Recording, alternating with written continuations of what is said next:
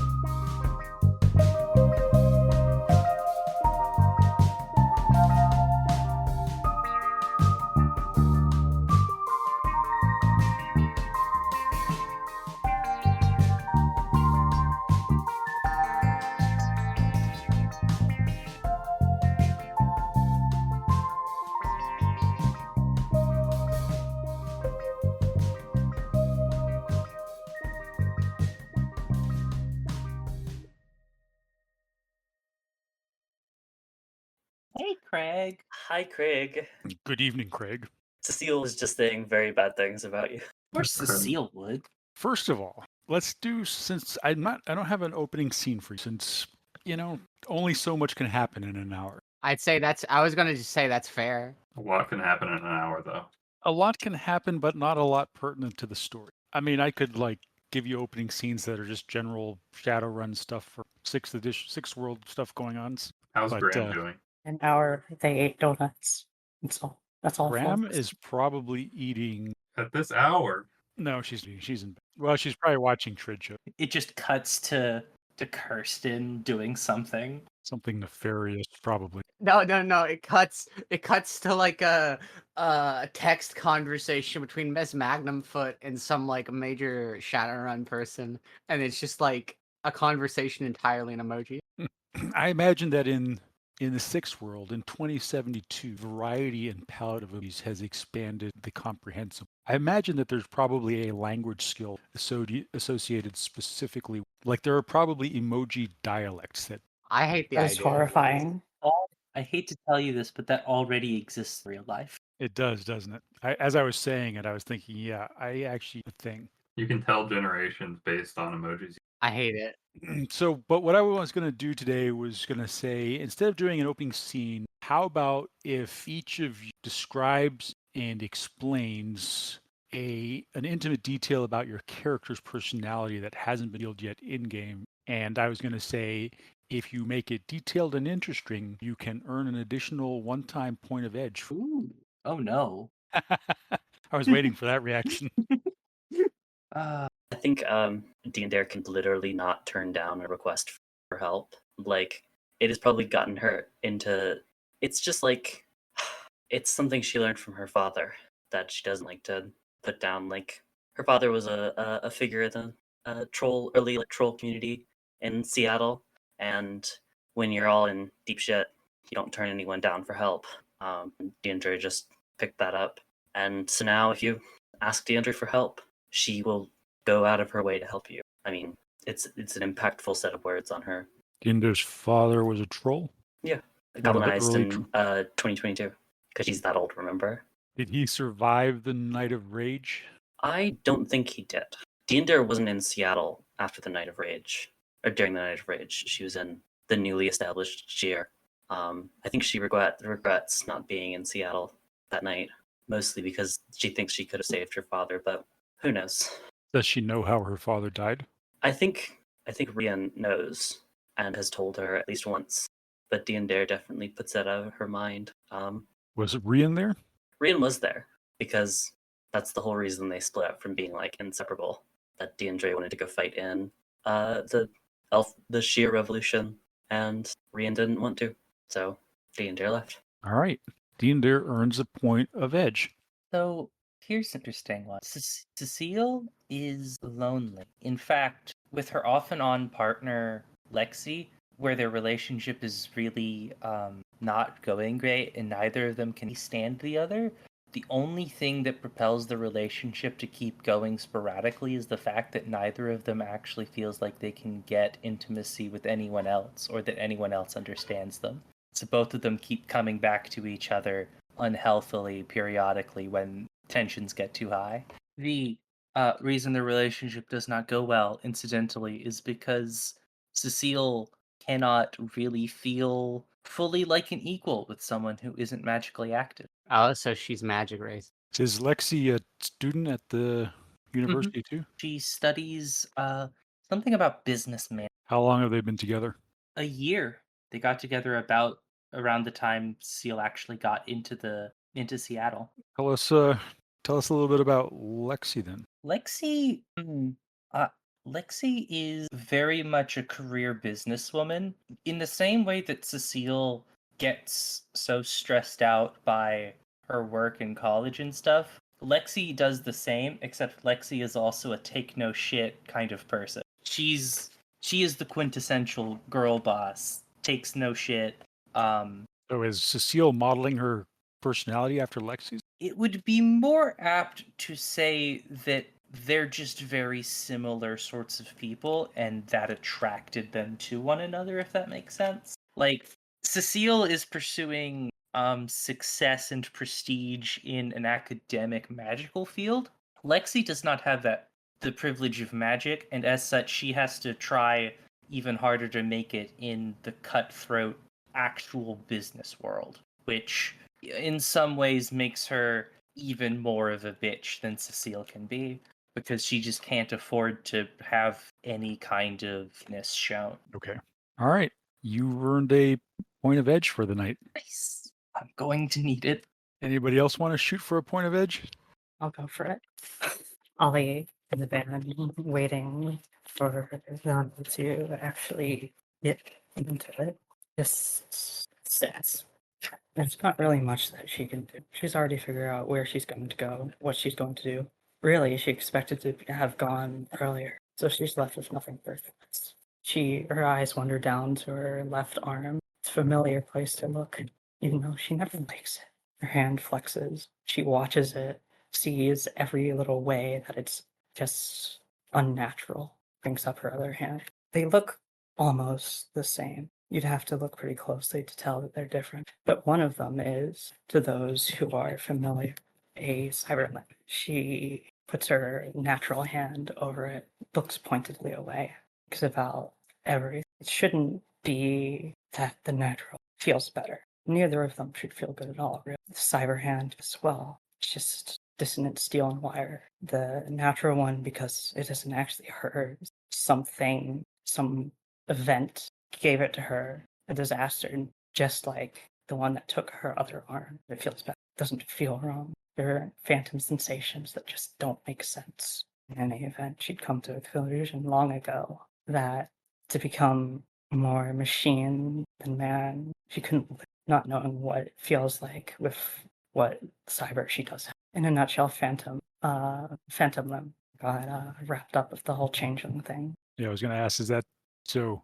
So she's looking at her cyber arm. She looks at her cyber arm and her actual arm almost in the same light. Yeah. The only reason she didn't try to surgically fix quotation marks herself before is because she felt so uncomfortable with the cyber that she has. So she's just kind of stuck in a place where she doesn't really want to be. But the two ways forward that she knows just aren't tolerable, comfortable. So she just settled on the one that hurts the least. She got the cyber arm while she was with the company, with Bravo Company, right? Yes, cyber arm was that was because she lost her natural arm in combat. But it was before she left Bravo. Yes, And she's got other cyber gear, right? those are a lot less intrusive than a whole arm. All right. Yeah. Take a point of edge. So I don't know. Does Beth? Do you want to give something for Nightingale? Nightingale, like she comes from a world and thus basically a family in how pony society works that was like good on paper, if you know what I mean. Things were meant to be just fine and dandy and as good as they were going to get.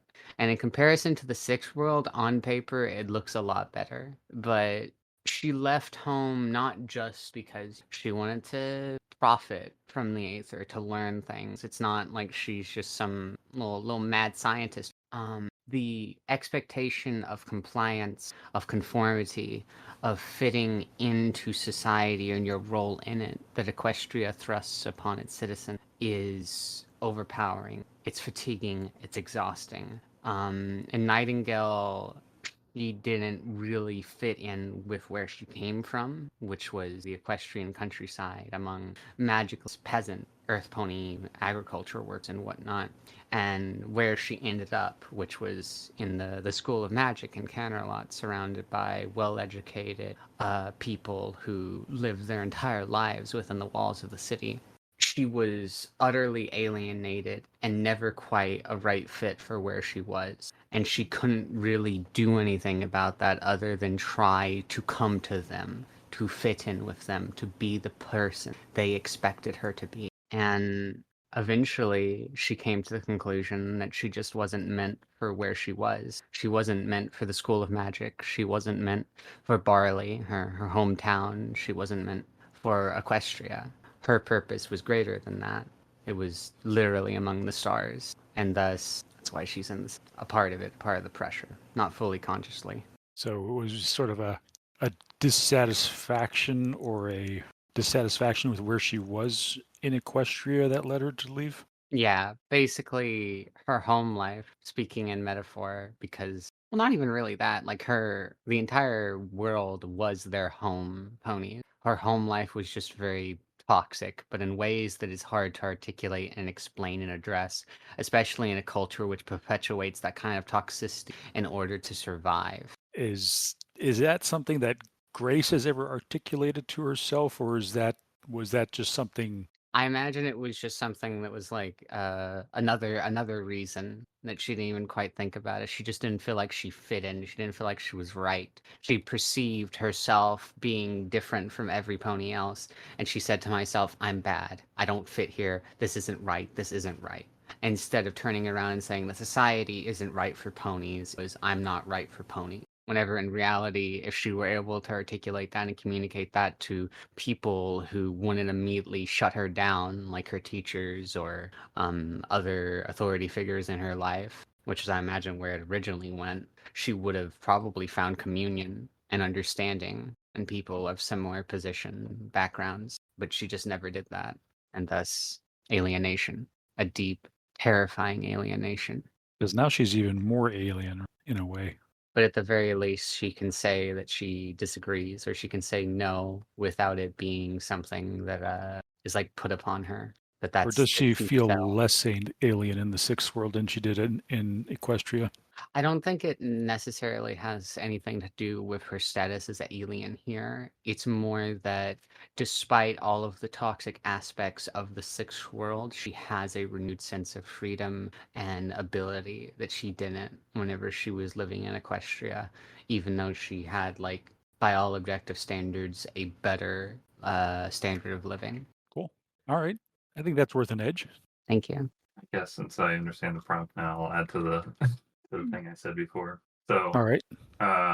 so yes, my father killed my mother, but it hurt more than it would normally to a normal person because she was the only one that was kind to me in my youth, and she tried to help me escape the situation that he put me through by giving me a out, which was video games. So that's why I still play them. It's not out of addiction. It's out of there's like some kind of connection that I still have with my mother through that interaction.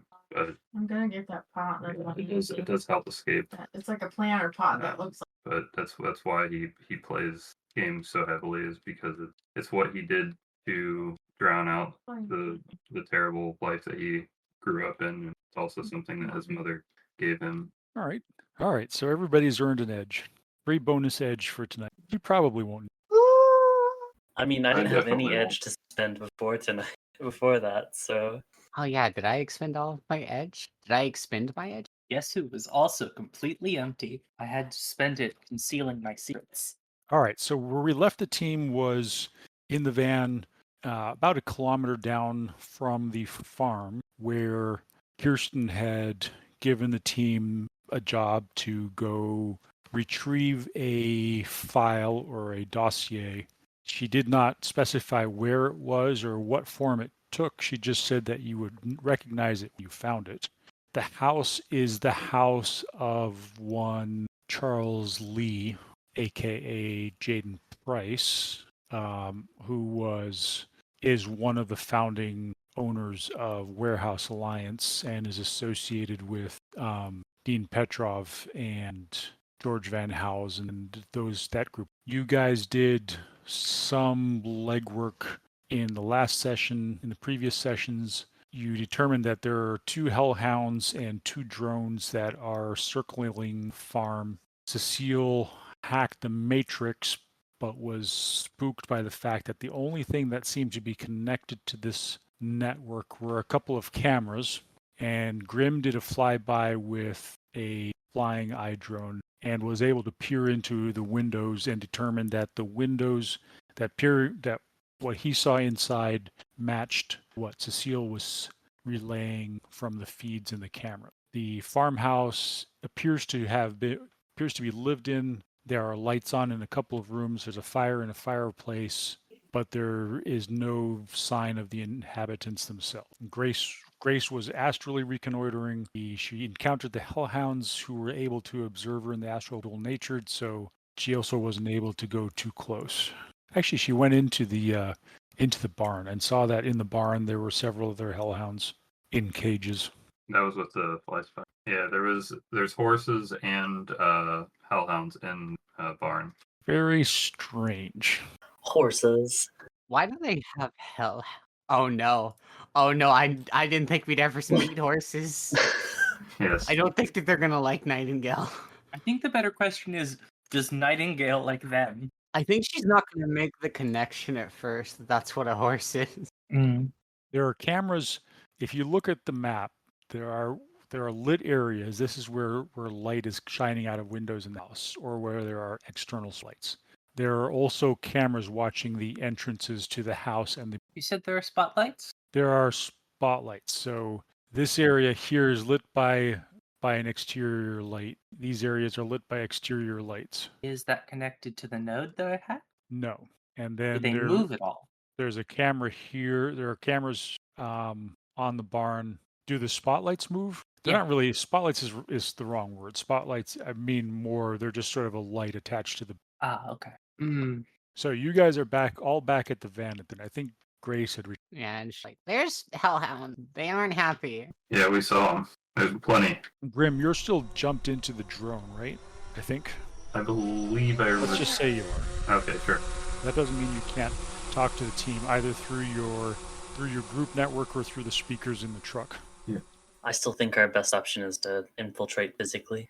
Yeah, but if we infiltrate physically, you can sneak. Maybe Boxer can. Nightingale can go invisible? That doesn't help on the astral. What's Cecile gonna do? What's the rigger gonna do? That is a good question. Everyone needs to go in. I have you covered from the sky. If you're going to sneak in, we need to have an idea of what you're actually going to do to prep the scene for us also arriving. I think guys should drive up the driveway as fast as possible in the van, guns blazing. That was a thought. That was my thought, and you shouldn't listen to me. I just had a dumb idea. Uh-huh. Modern sixth world houses would have like breaker box, right? More than likely. You still have some kind of fusing or breakers, whether in the sixth world they've switched entirely to digital switching and breakers is up to conjecture. This does seem to be a fairly old farmhouse, probably at least 200 years. It's an older house. It probably has a breaker box in it, either in the kitchen or in the hallway under the stairs. So go in, cut the power. Everyone else comes in. If we need to turn some power back on to get to an electronic file, we can. Yeah, but why would we want to cut the power? So cameras get cut, lights get cut, makes it easier for the rest of you to get in the house. Wait, hold on. I'm not an expert about this whole Tekawimi thing, but I'm pretty sure that cameras tend to have their own power source, like a battery or whatever. I'm already hacked into the cameras anyway, so the only thing that would be getting us is cutting off the lights. And actually, it's a good question. Is the house running off of a generator, or is it hooked up to local grid power? You don't know. We don't. Okay. Can I look around and see if there are electrical poles nearby? They could have buried power lines. I mean, sure, but I can look. Do I see anything from the sky? You don't. There you go. It could be buried. And I'm guessing that you're sharing. Everybody sees what I'm saying. Buried or possible generator. It's a generator. Yeah, might be any power hardwired from the outside of them. In my head canon, in the sixth world, a lot of things, most appliances and houses and stuff, especially off the grid away from the city, are powered through some type of battery technology. Okay. They get battery deliveries every month or so. Yeah, because it says specifically, I think it's pretty much canon that internal combustion are gone and that everything is sort of running off of either self-contained miniaturized nuclear reactors or battery power. I love how you're trying to restrain yourself from laughing about that. I'll That is have you know funny. that some cities even have a fusion reactor, Paul. Ooh. I mean, Yeah. It's not like we're going to take out a hell without severe noise. There are two things we can do. We can go loud, or we can go. If we're going to go sneaky, we need some way to get past the dogs without alerting everyone to our presence. If we get rid of the dogs, maybe Deandra can sneak past the dogs or whatever. But even if Deandra can, the rest of us are still going to be over here without a real way to get past the dogs. Do we need everyone to get in the house? Is another good question. Well, okay. If it's safe enough for one person to go in alone, it's safe enough to go in loud. I mean, The only reason we wouldn't want to go in loud is if they make a comm call. And if we're worried about comm calls, don't we have a jammer? we do, I but have. doesn't that jammer only cover a body's worth of area and cover the entire premises? Oh no. There's the head jammer, but I also have a heavier duty. I'm speaking semi out of character here. So we want to jam the house. I think that would be good in case we're worried about them calling the police. We want to possibly turn off the lights if we want to go in sneakily, although that'll put us in low visibility conditions, which is bad for combat. I mean, if we just went the jammer set before we go loud, D&D can take the jammer in, set the jammer, and then go loud. Okay. How are we going to deal with the dogs? Do we want to take them out, or are we going to let them stay kicking I could take care of them. quietly? Yes. 100%, or This guy's like crazy, kind of like- potential. Is there going to be any chance for them to not be taken out? I mean, I they haven't are shot the hellhound right? before. So they're going to be more resilient than, say, a normal dog or a mundane guard. Yander could roll her security knowledge. That'd probably be a good use of that. 1. You are aware that security companies use hellhounds as security animals. They're generally more effective than. Can I roll parazoology? Yeah, I think you actually already did in the last game. I did, but it was for a different purpose. I was trying to identify them by their howl. And you only got... So That's more than Dinder, Deandra. Dinder's aware that, hellhounds are a thing. And, you're aware of the sort of rumors and talk within the security forces that you've worked in, been familiar with, that they are, respected to some extent as a valid tool for, facility security. There's also some feeling that they are somewhat of a blunt instrument since they can't be controlled once they're sort of let loose. But Cecile, if you want to roll parazoology, does Grace have parazoology or something similar? She has. Ooh. She does not. Cecile is familiar with or knowledgeable about the hellhounds in sort of a general fashion. She knows that they are dual natured, have magical abilities to some extent. They have enhanced senses, and she knows that they're immune to fire and that they have are reputed to have a power that can cause fear in subjects and cause their targets to flee in fear. Okay.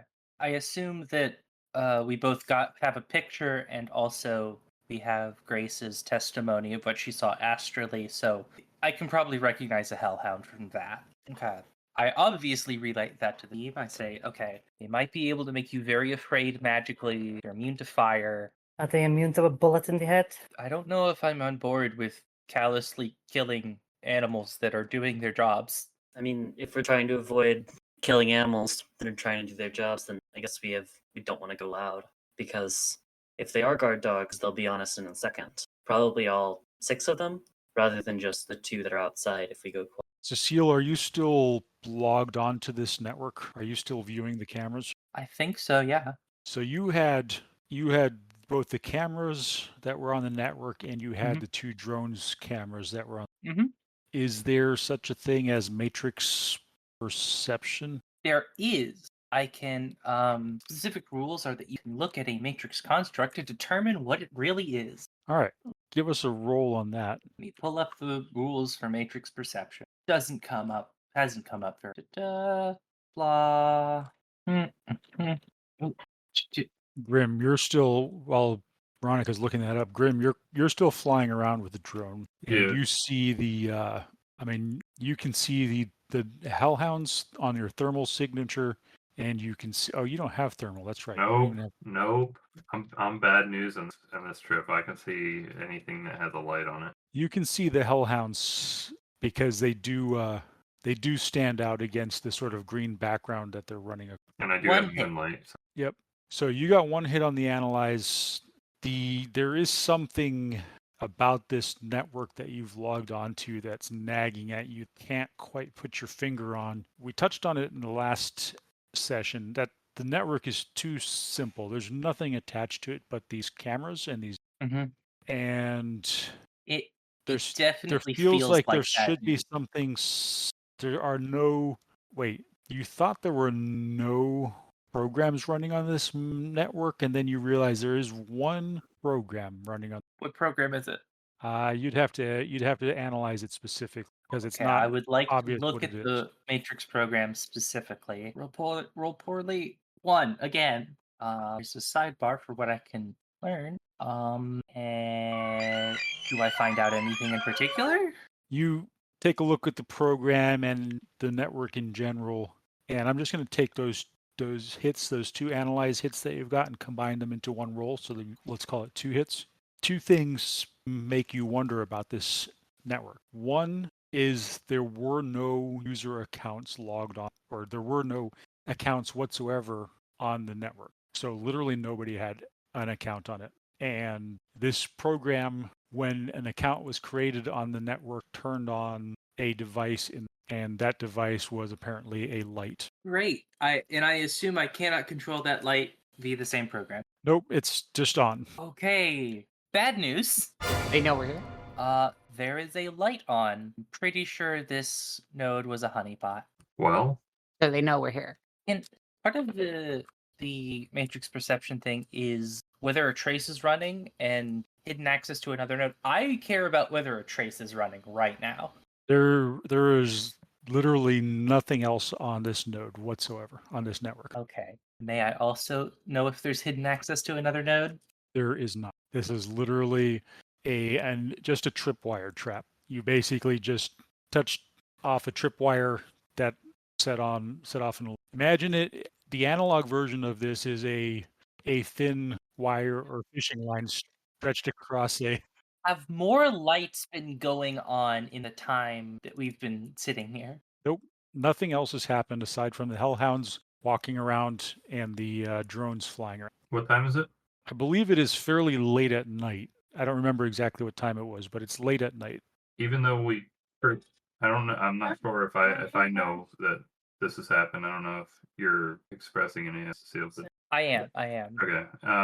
It could just be that the tripwire is very basic and they're just It's sleeping. literally a light. It's possible they haven't noticed, but it's also possible they're in their burning documents as we speak.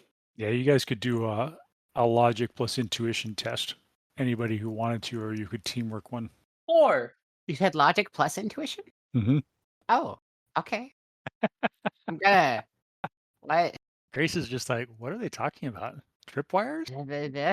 You mean it's like going to like hang me up by my leg? For our listener, Grace rolled 0. The rest of you guys, the obvious conclusion is that the light went on, and whoever was in the house and the fire or had the lights on is somewhere that can't be seen by them, right? So Yep. you guys see the interior, pretty much the entire interior of the house. They're not there. Did they leave the house, or are they somewhere in the house that can't be seen from the cameras? Downstairs or the attic? We can see the attic, or we've So seen it's in the attic, downstairs. right? Yeah. Grace was in the attic in the astral. And it was clear there was no one. It There was wasn't pretty even a barren. giant spider. Okay, I am going to fall out of my. And then she just like collapses, and she's going to go zoomies over back to the house. There's not like what do you call it, a ward on the house's walls itself. The walls appear to be lined with some type of living material. You cannot fly through. What about the windows? You can go through the windows. Okay, through the window, she wants to go poking around and try to find like any access downstairs using what she knows about metahuman architecture. All right, we are going to slide over. Oh, I need to slide over too. Yeah, dude. Where's the fireplace? The fireplace is right here. Oh, okay. And there's a camera there, so we can see that room. Yeah, so anywhere you guys see something like this is a camera. Mm-hmm. So there are actually 2 cameras in that room. Grace, you can zip through all of these corridors here. It's only the exterior walls that have the biomaterial in them. Uh-huh. But on this floor, you don't find anybody or any. What she's looking for is like a part of the floor that doesn't just go straight down into the earth. You find several animal skins lying on the. What about underneath those animal skins? Is there like a funny trapdoor? No, there's earth underneath of them as you zip through the. Wait, this seems so silly. The reason why we needed to do this tonight is because they're not home. Did they not tell us that? Kirsten isn't very big on explaining. There's no vehicle outside or in the barn. Right? We didn't spot one. You didn't know. So why would they be home without a vehicle? And This is so silly. Why did not? She's gonna zip around and just confirm that there is no basement to the building, and then she's gonna go return to the party, like gasp, set up. They're not home. Okay, hang on. There is a basement. Oh, there. It just takes It just takes Grace a second or a minute to find it. In astral terms, is like basically no time at all. Yeah, because if you're doing a systematic, like poke your nose through the floor kind of thing, you will eventually find a door, a Where basement. is it? It is underneath of this machinery, and you poke your nose through it, and you find yourself in a subterranean tunnel. Where? And then, so do you continue exploring? I think she's more careful. No? Is it like earth to either side of the tunnel? No, it's where the house and building of the house itself appeared very old. This is very modern and high tech. Huh. I mean, you can't obviously see it like that in the astral, but you can tell that these are highly manufactured, highly artificial materials surrounding. Okay. And this was a secret int too. It's exactly what I was looking. Are there any recent astral like impressions just from the entrance looking down the tunnel way, or is it? It's just one way, and can you pick up astral impressions if the I guess you probably can. Because okay, so like the concept of mundane and awakened is like social construct, and it is true that awakened things like leave more of a mark on the astral, but mundane living things also leave their mark. They leave their emotional stink on things. Those like deteriorate pretty quickly unless it's extreme emotion. So you definitely do see a an astral trail headed in the other direction. Well, she's going to follow it. Again, being careful and trying to be mindful, like probably constantly looking over her shoulder, even though it's been in real time, like seconds or milliseconds. There is an artificial material in front of you which you interpret as a door, and you poke your head through it and find yourself in another very artificial space room kind of thing. And you perceive a metahuman in this. Where are they? What are they doing? They appear to be sitting down or reclining in some way. They aren't awakened, are they? They are not awakened. Like moving forward through the door and checking. There's no one else here, right? There's no one else. There's only this one person. And there does not seem to be another exit from this. Okay. I want to approach and try and get an idea of what they're doing with their hands before I go back. They are not moving at all. Are they You asleep? can't really tell. Although maybe you can. Maybe you can. I can roll a Sure, if it's sensing. perception. Perception's probably more like it. You think that they may be either logged into the Matrix or something similar. I mean, you've seen this before. So their body is disengaged, but their mind isn't. And it's still inside of their body, just connected. Right. Okay. I'm going to timidly back off at first. I imagine like a gentle backpedal, and then she just like jumps around into a turn and then goes flying back out through the tunnel, back upstairs, and then one of the windows to go back around into the party to snap back into her body, and like I don't know how long it would have been. Well, she just like starts with a little gasp. Plugged into the Matrix right now, downstairs. Seal disconnects, turns off her comlink. Wait, first she's gonna give an order to the drones. Turn off the autopilot on the drones and just make them hover? Cecile, as you're trying to do this, you realize that you don't actually control the drones. You're just getting a video. Yeah, she disconnects and turns off her comlink. Do you inform the rest of the party of the situation? Yeah, okay. We've hit a matrix tripwire. We know there's at least one person there in a secured bunker, probably in the matrix. If there are virtual files, they've probably deleted them already. Can we restore deleted virtual files if we have the hard drive? Sometimes. In any case, I think we need to go like now, not later. Okay. I think Deandre just like opens the door and hops out. No, the drones, we don't have control over them, which means they're going to fire at us when we drive up. Yeah, so we need to plant the jammer in the house, right? Because the drones are wireless, aren't they? They're not.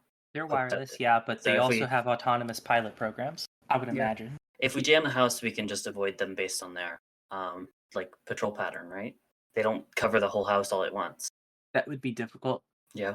Unless Grim was going to engage the drones, we don't have any other choice. They are connected to the Matrix. They know we're here. We need to get some kind of file that's somewhere. Like, I don't know if we have the amount of time necessary to walk like 100 meters stealthily, climb on rope, plant something. Oh, I wasn't going to walk. I was going to run, and I was to attempt to break in on the ground floor because we're going loud now, aren't we? I can try to find you a gas. I was saying because we're gonna have to drive. Grim is gonna have to drive all the way around back to the front of the building. That's going to take you guys longer than it will to sprint 100. I feel like we're in smash and grab territory here now. Okay, but it is going to take you guys longer to drive than it is run 100 meters. So I'm going to get out and go. I can try to find you an opening in between the drones and. Fuck it. I'll cover you. Sounds good. I think DeAndre just like Wasn't the last time we had talked about this boxer was going to take up a sniper position somewhere? The Like, situation has changed. I should say, if you all want to do something different, I'm totally amenable to that. I just feel like we have a sense of. we're literally trying to jump out of the car. Started talking to us. That was out of character. I didn't want to like shut anyone down. But yes, Boxer and emergency. DeAndre are like trying to bail out of the car, and so he's like, "Hang on, just one more thing. If you guys want to do something else." Cecile isn't that polite. I think Boxer and DeAndre have the understanding that this needs to go now, and we are going to sprint while you guys circle around, Okay. get us out afterwards. Right? Liz, are you also on board with that? Yeah, that's what I'm thinking. Because the person is in the Matrix. Presumably, they know we are here. They could also just be jacked into the drones. They could. What drones? The two Just drones. be that are- surveilling with the drones. Wouldn't they have noticed us? You certainly are now. we are far enough away so that the drones haven't noticed us. The tripwire in the Matrix, so it's only a matter of time. But notice that someone has gotten in house. What if they just haven't checked it? Like, what if they're like browsing Reddit right now? They could have, but that doesn't mean that we have time to stall. That means that we have to go. They're browsing So- virtual. They haven't even realized you're there. I Yeah. wanted to suggest that, but it felt too on the nose. I mean, it'd be realistic. In the basement, no less. We've set up the system. That doesn't mean that the guard won't be. We assume as a guard won't know that we're here for a while. I mean, they will know anything. So the plan is Boxer and Dean Dare run in, and then everyone else circles around. Right? I concur. I'd probably switch out my fly spy to my bigger one and just kind of in the trees. Hopefully far enough away from hellhounds. Actually, wait. What was the actually wait for? Cecile remembers also that the target, the owner of the house, is a security systems consultant. Mm-hmm. They have guardian vines through the walls, because of course they do. Yep. And hellhounds and drones. Did Nightingale tell us where the trapdoor is? Oh, it's under the. She could probably sort of lead you to it in the house. She can't really describe it to you because astral vision is different. There's not really any. And not gonna be also, able to if we describe get it to you there, there's no accurately. guarantee we can actually open it. So we're taking a lot of risks. We're hoping that the person who has surprised us once won't also have serious surprises once we get inside. We're hoping that he doesn't already know that we're here. Cecile, are you just trying to convince us to back out at this point, or do you have another plan? I'm not convincing us. I just want you to be aware that you're probably going to run up against some serious shit. Okay, I think we know that by now. I just want you to be aware in case Thank you. robots fall out of the walls. Thank you. I'll make sure to hit them with my sword when robots. That's also me out of character. I have to say when when Dex said it's so obvious they're not here, I was like, oh man, that would have been pretty cool too. But We like the whole time we've been planning, and then it's just like, oh my gosh, they're literally just not home. It's just an empty house. Yeah, we've spent 2 sessions arguing about a plan, and there's no one. I was so tempted, like, oh, this is so cool. But then I was like, no, stick to the plan. All right.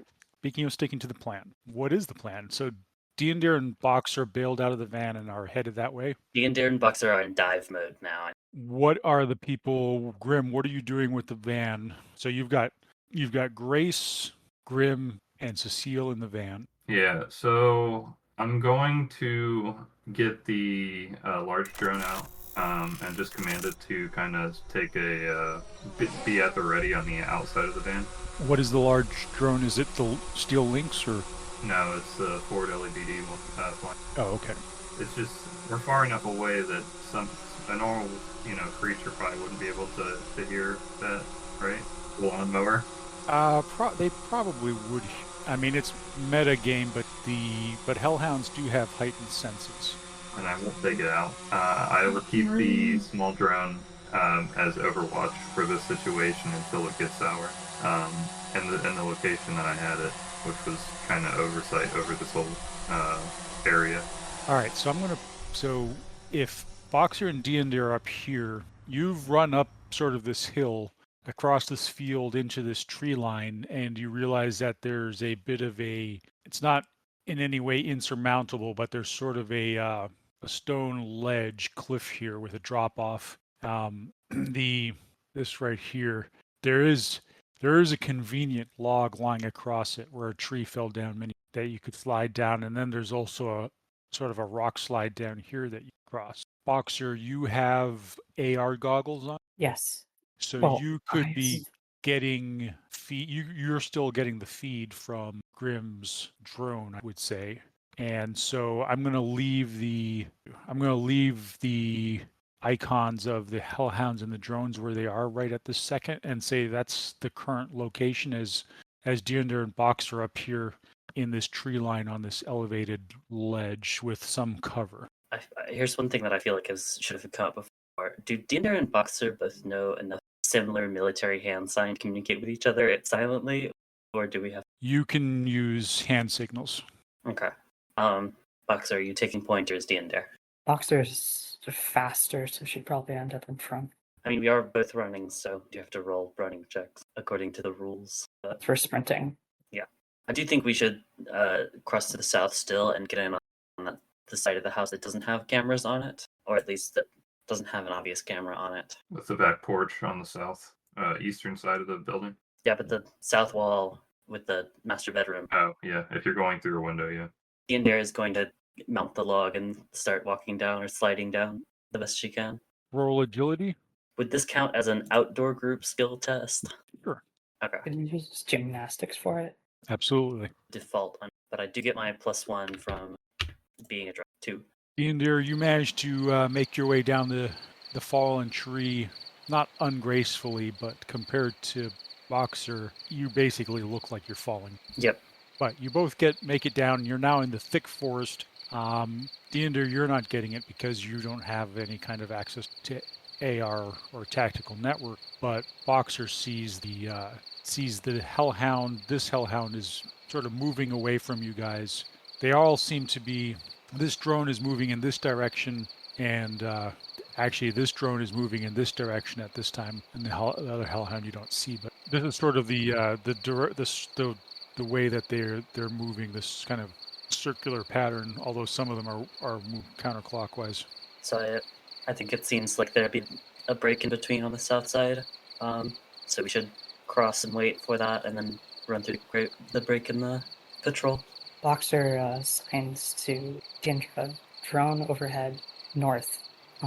Dog moving up south. I think Diender signs back like affirmative or heard. I think Diender wanted to go this way and then cross to the back of the house, the south side here, like stay in tree cover and then cross tree cover over here and maybe wait in these trees for the opening on the south side.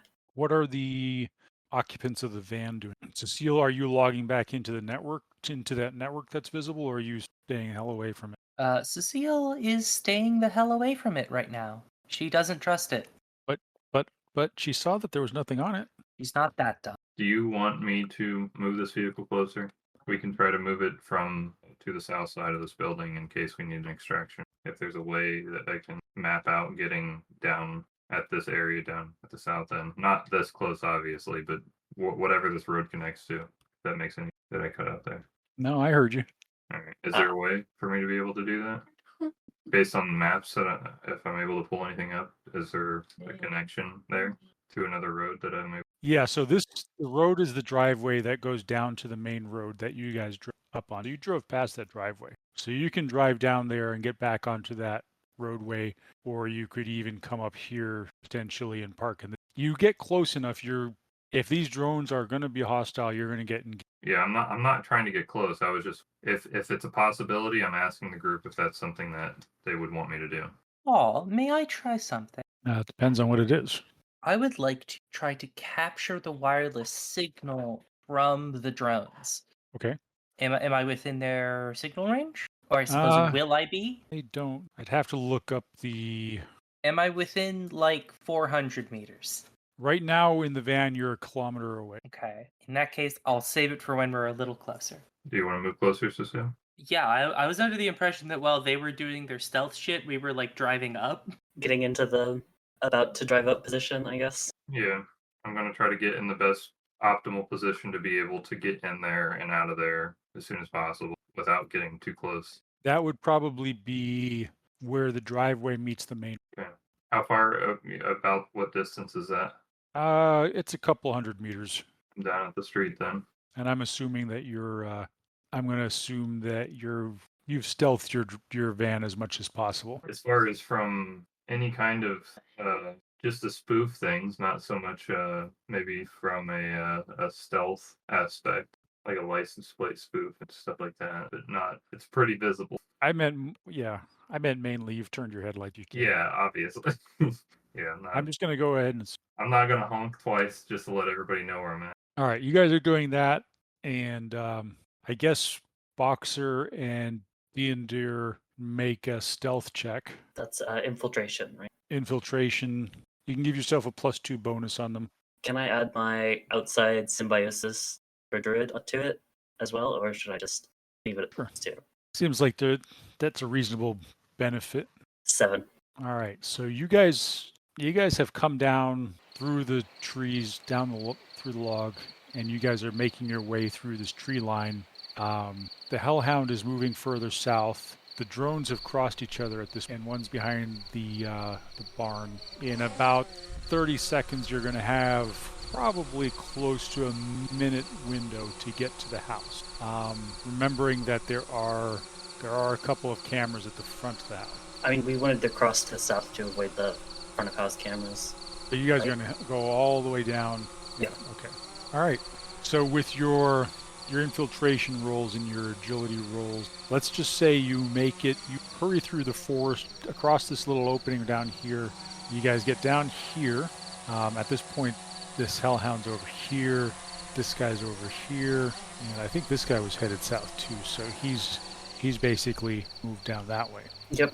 And then just keep acting this out. At this point, you guys take control of your characters and tell me where they went. We'd like to cross. Dean would like to cross to the south to this back of house here. Rim, you're watching all of this through the feeds of your cameras. Cecile, you are too. Grace, do you have AR goggles? No, she doesn't. All right. So at this point, Grace is sort of slightly disconnected from what is going on. Did she want to do anything at all? So she's in the van. So if you look at the bottom left hand of the map where the van is drawn, you're in the van with Cecile and. I think she might go astral to move with those two that are going towards the house and show them where the entrance to the basement is. Okay, so you leave astrally and zip over to them. Yes. She'd probably manifest whenever they take just a moment to breathe and just explain what she's going to do, which is, hey, I think you probably show up and D&D and Box are like facing each other, communicating entirely in hand sign. And then Grace is right there. A ghostly image of Grace, but Grace. And she's like, hey, by the way, I'm going to show y'all the basement's access. I don't know if you're going to be able to get in, but, well, yeah. Are there external locks on the windows? So you guys get to the windows, and you probably have about a minute or two. And who was rolling? Who said they have outdoor skills or wilderness skills? If you're talking about a bonus to outdoor skills, the symbiosis trait gives me a bonus to outdoor skills. Give us a survival. 1 point. You remember that hellhounds have heightened senses, amongst them smell. You've probably only got a couple of minutes before one of these hellhounds picks up your trail out there. Yep. We don't have long until those dogs catch up to us. So. All right. So the are your guys are in there. You're examining the windows. and you can roll a pertinent skill for me. Perception? 2. The windows, although they appear to be old-fashioned from a distance, are also obviously fairly heavy-duty bulletproof glass. There is, you see the faint telltales that you might have overlooked, except for you're looking very closely trained. There is some kind of sensor or alarm on them.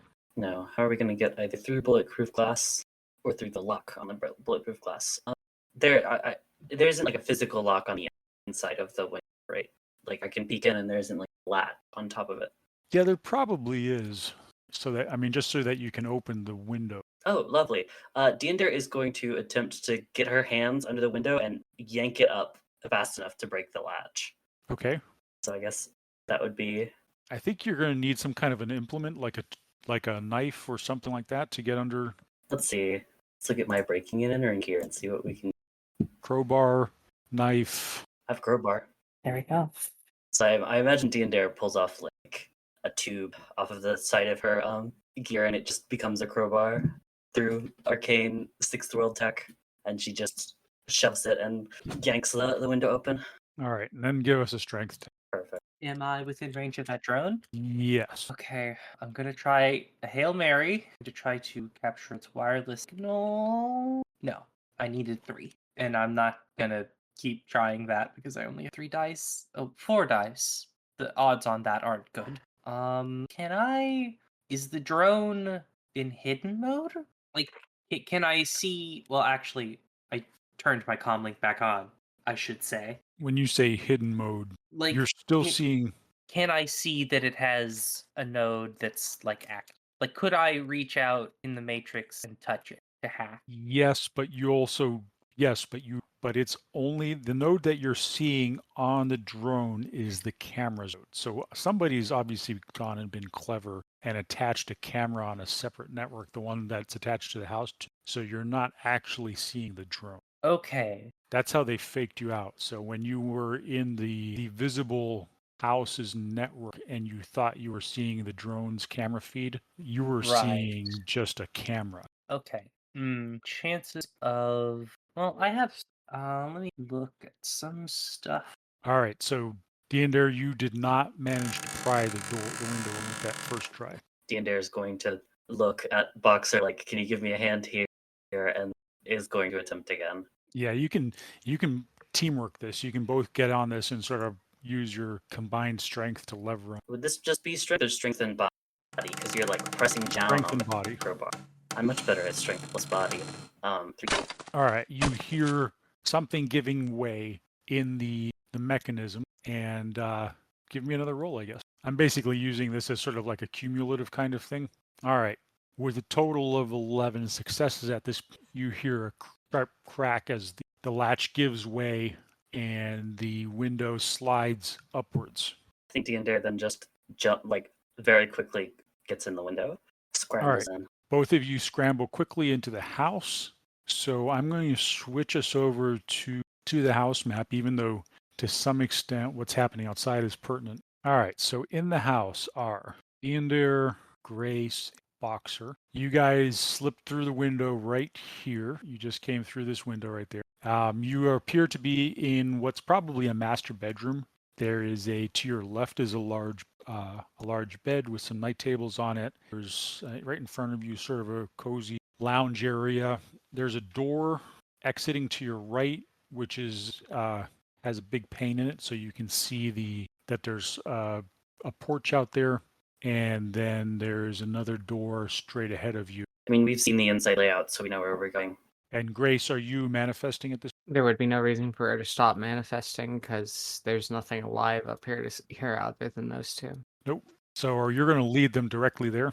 What are they wanting to do? They want to go directly there? If so, yes. I can take care of the Decker. I have my head jammer.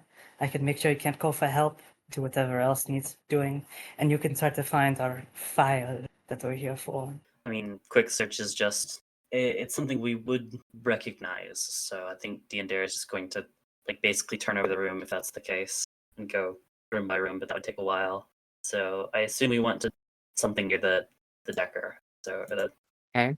Grim, you see You see the team get in through the window. Are you going to do anything different at this point? Pretty much just trying to give Boxer a feed so that they're aware of the situation. Is there any? I know Cecile was trying to sniffer. I have sniffer as well. Is there any way? Well, I guess you don't want to do it anymore.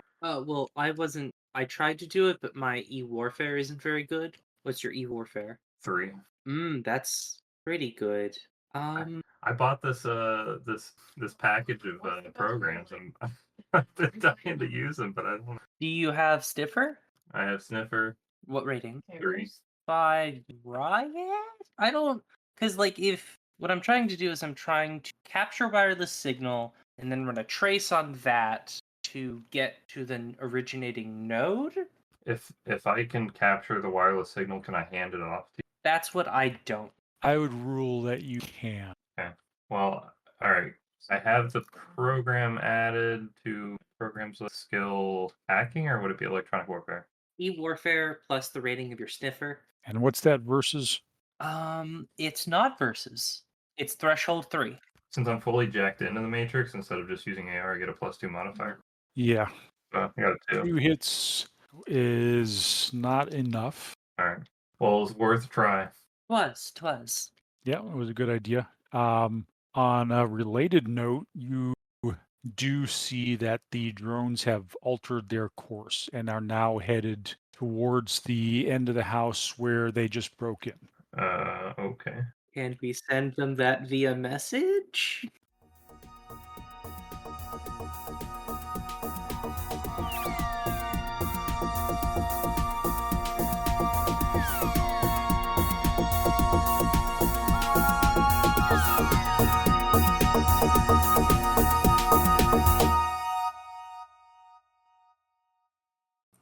The Topps Company, Inc. has sole ownership of the names, logo, artwork, marks, photographs, sounds, audio, video, and/or any proprietary material used in connection with the game Shadowrun.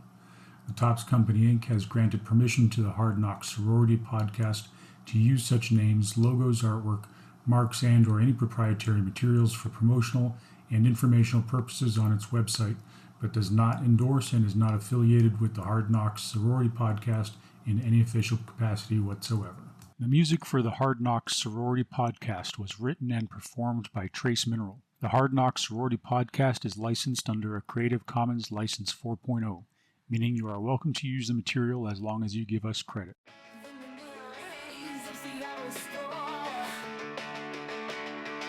A college girl's curiosity, she started it all. Both the guiding fire of a dangerous game. And there's a fear from your run, trying to clear her name. Welcome to the Hard Knocks Sorority, where tech collides with arcane sorcery, fighting for truth under neon lights. They'll rise together through endless nights. Holly the boxer with a cyber edge. Her claws cut deep, she walks the razor's ledge. Chris from Equestria, tough yet kind. Facing a world that's so unrefined. Dinner searches a path of pain. Her brother's shadow in the acid rain. Prokop's revenge of endeavor revealed. He's using Cecile as a weapon concealed.